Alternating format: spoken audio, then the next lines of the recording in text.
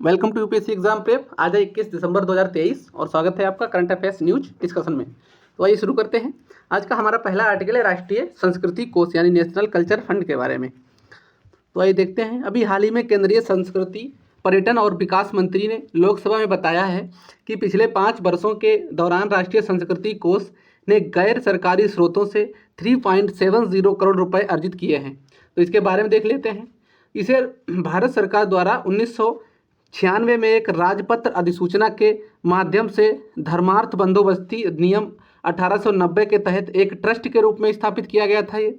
इसे भारत में कला और संस्कृति के लिए फंडिंग और मौजूदा स्रोतों और पैटर्न से अलग एक फंडिंग तंत्र के रूप में स्थापित किया गया था।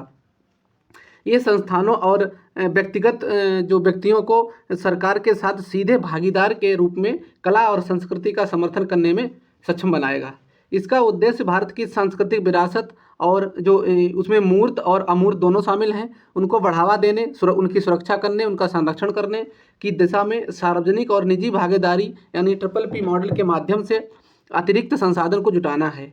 इन नीतियों को साकार करने हेतु इसका प्रबंधन और संचालन एक परिषद एवं एक कार्यकारी समिति द्वारा किया जाता है।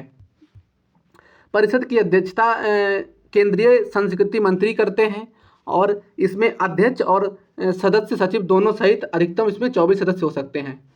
इसमें कॉरपोरेट और सार्वजनिक क्षेत्र, निजी फाउंडेशन और गैर लाभकारी संगठनों का प्रतिनिधित्व करने वाले सदस्य हैं।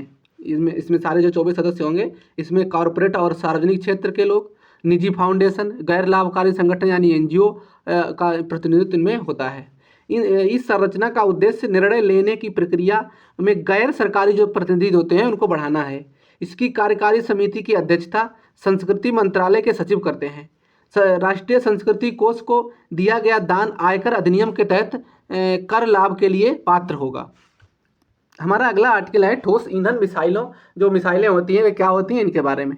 तो आइए देख लेते हैं। अभी हाल ही में उत्तर कोरिया ने ठोस ईंधन के से चलने वाली जो अंतर महाद्वीपीय बैलिस्टिक मिसाइल ICBM का परीक्षण किया है। तब ये चर्चा में है। तो देख लेते हैं ठोस ईंधन वाली मिसाइलें कौन सी होती हैं। तो ठोस ईंधन वाली मिसाइलों का प्रक्षेपण से तुरंत पहले ईंधन भरने की आवश्यकता इसमें नहीं होती है। इन्हें संचालित करना अक्सर आसान और सुरक्षित होता है और ये कम लॉजिस्टिक लागत की आवश्यकता इनमें पड़ती है। ये तरल ईंधन हथियारों की तुलना में इनका पता लगाना कठिन है और इन्हें अधिक समय तक सुरक्षित रखा जा सकता है। ठोस ईंधन प्रौद्योगिकी की कार्यप्रणाली क्या है। तो ठोस प्रणोदन जो फ्यूल होता है ईंधन और ऑक्सीकारक का मिश्रण होते हैं। एल्युमिनियम जैसे धात्विक पाउडर अक्सर ईंधन के रूप में कार्य करते हैं और अमोनियम परक्लोरेट सबसे जो सामान्य ऑक्सीकारक हैं जो परक्लोरिक अम्ल और अमोनिया का लवण है। ईंधन और ऑक्सीकारक एक ठोस रबड़ जैसी सामग्री से एक साथ बंधे होते हैं जो एक धातु आवरण में पैक हो जाते हैं। जब ठोस प्रणोदक जो यानी फ्यूल जलता है तो अमोनियम परक्लोरेट और ऑक्सीजन एल्युमिनियम के साथ मिलकर भारी मात्रा में ऊर्जा और लगभग 5000 डिग्री फ़ारेनहाइट यानी 2700 मतलब 2760 डिग्री सेल्सियस से अधिक का तापमान उत्पन्न करती है, जिससे थ्रंट उत्पन्न होने पर मिसाइल लॉन्च पैड से ऊपर उठ जाता है। ठोस ईंधन बनाम तरल ईंधन की मिसाइलें इनके बारे में तुलना करी गई है। तो देख लेते हैं थोड़ा। तो तरल प्रणोदन अधिक प्रणोदन थ्रस्ट और शक्ति प्रदान करते हैं, लेकिन इनके लिए अधिक जटिल प्रौद्योगिकी इसके अतिरिक्त भार की भी आवश्यकता होती है। ठोस ईंधन सघन होता है और ये काफ़ी तेज़ी से जलता है, जिससे कम समय में थ्रस्ट उत्पन्न किया जा सकता है। ठोस ईंधन लंबे समय तक बिना खराब हुए और टूटे हुए भंडारण में रह सकता है, जो तरल ईंधन के साथ एक सामान्य समस्या है, क्योंकि तरल ईंधन नहीं रह सकता। हमारा अगला आर्टिकल है एंड्रिया मेलो गुफा के बारे में। तो आइए देख लेते हैं। ये एंड्रिया मेलो गुफा का चित्र है। तो आइए देखते हैं इसके बारे में। अभी हाल ही में पश्चिमी मेडागास्कर में एंड्रिया मेलो गुफा में अद्वितीय प्रागैतिहासिक पाषाण कला चित्र खोजे गए हैं। तो ये तभी चर्चा में है। तो देख लेते हैं एंड्रिया मेलो गुफा के बारे में। तो ये पश्चिमी मेडागास्कर में स्थित है। यह पैसगे हार्मोनिक्स प्रोटेक्ट डी ब्रिंका इसका जो के कार्स्टिफाइड चूना पत्थर क्षेत्र में स्थित है। यह एक विस्तृत कास्ट क्षेत्र का हिस्सा है जिसमें दक्षिण में पार्क नेशनल डी बेमराहा एक यूनेस्को विश्व धरोहर स्थल और उत्तर में अल्प अध्ययन किया गया एक एंट सिंगमाओ कास्ट क्षेत्र शामिल है। इसके मुख्य निष्कर्ष देखते हैं तो इस गुफा में वास्तव में चित्रात्मक जो कला मानव जैसी और पशु जैसी आकृतियों के साथ प्रकृति छवियों का भी चित्रण खोजा गया है। इस नाटकीय खोज में कई आश्चर्यजनक वस्तुएं शामिल हैं जिसमें कुछ उल्लेखनीय सांस्कृतिक संबंधों के संकेत भी शामिल हैं। सबसे पहले कुछ मामलों में दर्शाए गए दृश्य सीधे तौर पर टॉलेमिक काल जो 300 से 30 ईसा पूर्व के मिस्र में के धार्मिक रूपांकनों से जुड़े हुए हैं। दूसरा, इनके दीवारों के प्रतीकों और उनके लेखन से अन्य निष्कर्ष इथोपियाई और अफ्रीकी अरब दुनिया से संबंध दर्शाते हैं। अंत में प्रचलित प्रतीक विज्ञान और रूपांकनों ने बोर्नियो से 2 सहस्राब्दी पुराना गुफा काल जो कला शैली का पता चला है। मेडागास्कर के कम से कम 3 विलुप्त जानवरों जो कई सदियों से विलुप्त माना जाता है उसमें एक विशाल स्लॉथ, लेमूर, हाथी पक्षी और एक विशाल कछुआ का चित्रण किया गया है। 8 इसमें प्रमुख छवियां हैं जिसमें मिस्र के कनेक्शन का संकेत दिया है, जिसमें एक बाज, इसको होरस बोलते हैं, इसको भी शामिल है। साथ ही पक्षी के सिर वाला एक देवता थोथ, शुतुरमुर्ग, देवी मात और 2 मानव पशु आकृतियां जो अनुबिस के समान थीं। यह एक प्राचीन मिस्र के देवता को आमतौर पर एक कुत्ते के सिर वाले व्यक्ति के रूप में चित्रित किया गया है। हमारा अगला आर्टिकल है नीले ड्रैगन के बारे में। तो ये इसका चित्र है, तो आइए देख लेते हैं। ये एक मोलस्क है, मतलब तो इसके इस तरह से दिखता है ये, तभी इसको नीला ड्रैगन नाम दिया गया है। अभी हाल ही में चेन्नई के बेसेंट नगर में समुद्र तट पर उसके तट के पास एक पानी में नीले ड्रैगन ग्लोकस एंटलार्टिकस देखे गए हैं। तो इसके बारे में देखते हैं। तो नीला ड्रैगन एक प्रकार का मोलस्क है जिसे नुडिब्रांच के रूप में जाना जाता है। इन्हें नीले समुद्री स्लग, नीले देवदूत और समुद्री शैलों के नाम से भी जाना जाता है। ये शायद ही कभी 3 सेंटीमीटर से बड़ा होता है। इसके पेट में जमा हवा का बुलबुला ब्लू ड्रैगन को तैराए रखता है। ये समशीतोष्ण उष्णकटिबंधीय तल में और अटलांटिक, प्रशांत और भारतीय महासागरों की सतह पर बहता हुआ पाया जा सकता है। इसका आहार क्या है? तो ये पुर्तगाली मैन ओ वॉर और ब्लू वाटल जैसे जहरीले साइफोनोफोर्स का भोजन करते हैं जो समुद्री सतह पर पाए जाते हैं।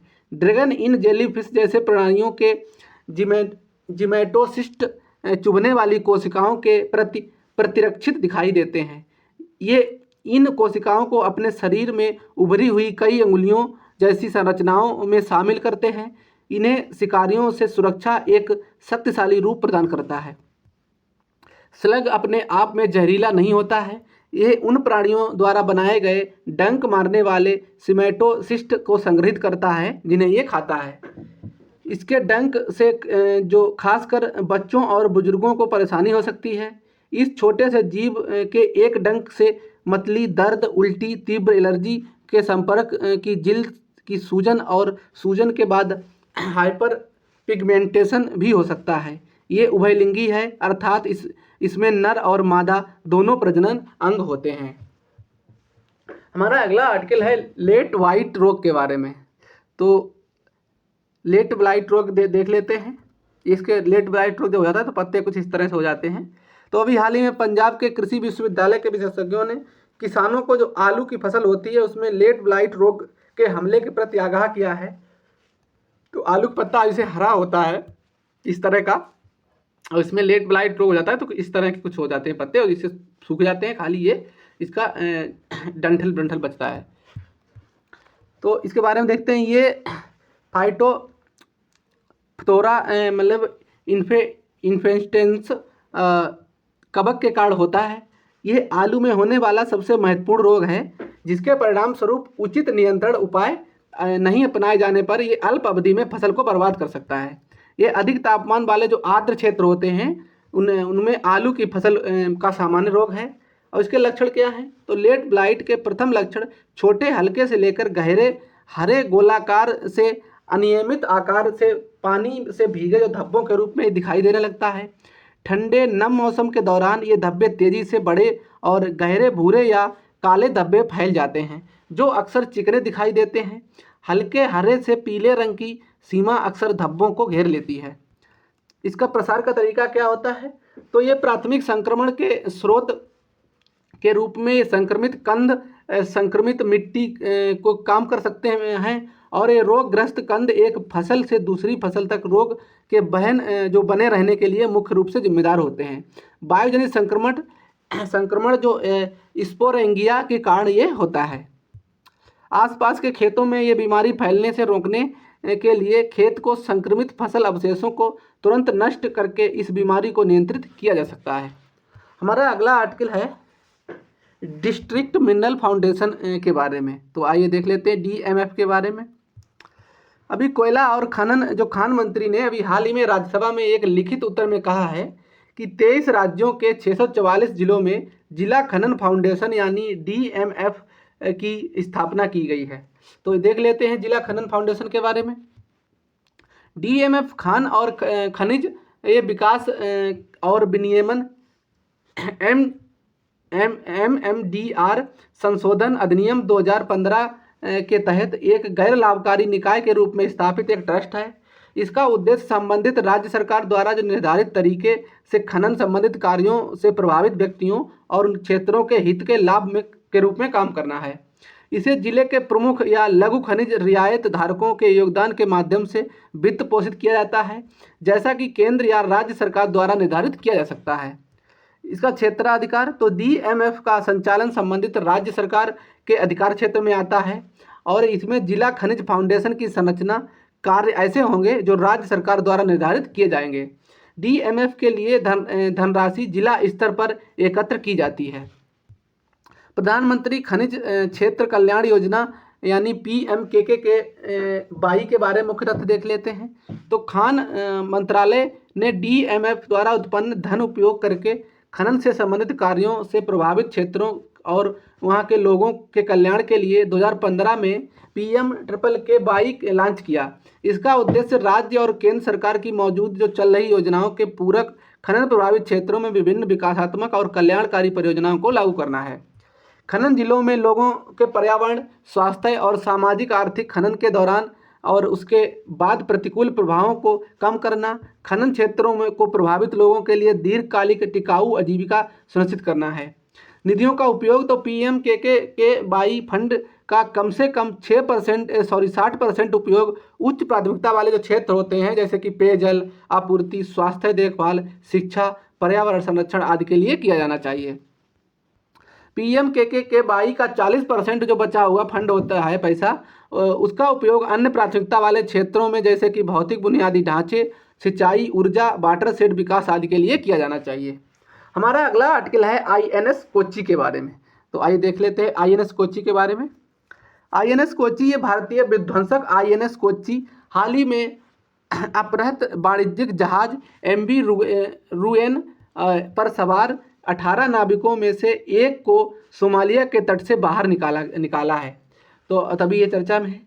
तो ये भारतीय नौसेना के लिए कोड नाम प्रोजेक्ट 15A के तहत निर्मित कोलकाता श्रेणी के स्टील्थ गाइडेड मिसाइल विध्वंसक का दूसरा जहाज है। इसका निर्माण मुंबई के मझगांव जो डॉक लिमिटेड द्वारा किया गया था और इसे 30 सितंबर 2015 को भारतीय नौसेना में शामिल किया गया था। इसकी विशेषताएं देख लेते हैं। तो ये उन्नत सुपरसैनिक और लंबी दूरी की सतह में मार करने वाली ब्रह्मोस मिसाइल से लैस है। स्वदेशी रॉकेट लॉन्चर, स्वदेशी ट्यून ट्यूब टारपीडो लॉन्चर और धनुष पर लगे नई पीढ़ी के HUMSA सोनार से युक्त संपूर्ण पनडुब्बी रोधी हथियारों, सेंसर सूट भारत के पानी के अंदर युद्ध क्षेत्र में स्वदेशी प्रयासों के बेहतरीन उदाहरण हैं।